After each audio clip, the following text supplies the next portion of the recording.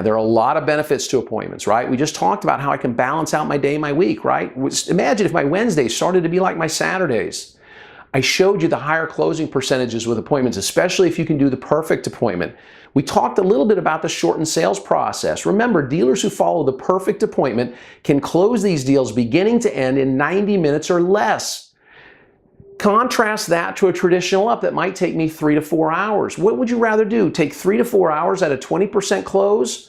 Or take 90 minutes and get an 80% close? That shortened sales process gives you the opportunity to make more phone calls, set more appointments, see more prospects, sell more cars.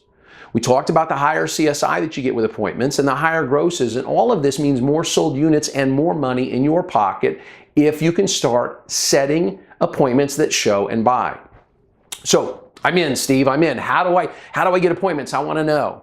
Well, as I've said in my other training, there is a secret to getting appointments. There really is. And here's the secret. If you're ready, you have to ask for the appointment. Yeah, I know what you're saying. I ask for the appointment all the time. No, you don't. Not if you're a typical salesperson. You say things like, when would you like to come in? That is not asking for the appointment. See, your goal is an appointment that shows. So it's not enough to ask for the appointment and say, what works best for you, morning or afternoon? Do weekdays or weekends work better for you? When would you like to come in? Those are soft, those are weak appointment sets. They really are. You're not going to get the appointment to show. So you have to ask for the appointment, but the goal is an appointment that shows. If you're going to start setting real appointments that show, you have to understand this happens on the phone. It really does. See, you can't set appointments via email. You can't set appointments via letters, and you can't set appointments sitting outside by the old point. You need to be at your desk and on your phone, and I don't mean on your beautiful brick cell phone from the 80s.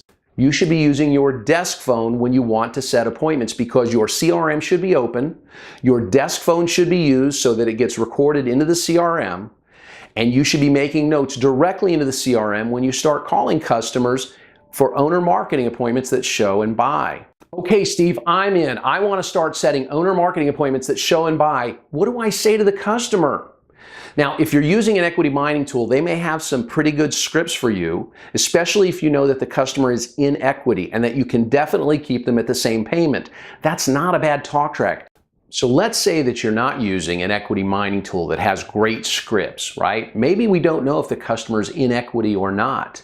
See, maybe we're just going to call directly from the database, and this is where I want to live. I don't need an equity mining tool. They're great to have. Lots of dealers have sold lots of cars from those, but what I want to do is I want to pick up the phone and start calling a database. And if I'm new to my dealership, one of the things that I encourage you to do if you're new to the dealership and you don't have a strong database is you need to go to your manager and say, I need an orphan owner database. Hopefully you can get 1,000 to 2,000 orphan owners that all bought at least 24 months ago.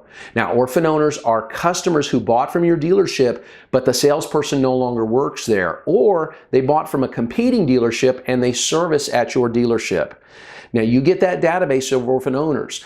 If you don't have an equity mining tool, you don't need it, because you just start calling that database. People who bought a new car more than 24 months ago and people who bought a used car, say 12 to 18 months ago or longer.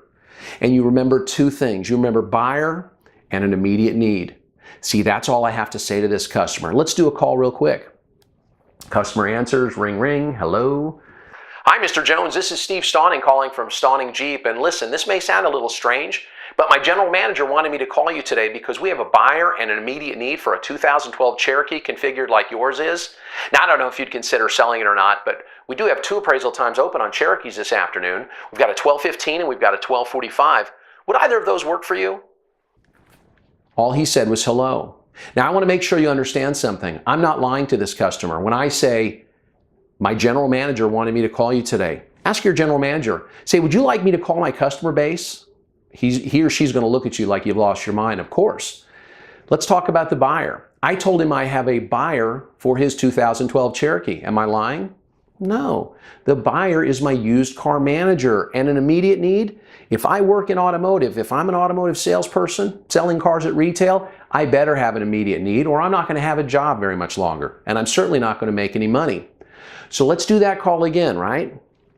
Hi, Mr. Jones. This is Steve Stauning calling with Stauning Jeep. And, this may sound a little strange, but my general manager wanted me to call you today because we have a buyer and an immediate need for a 2012 Grand Cherokee configured like yours is.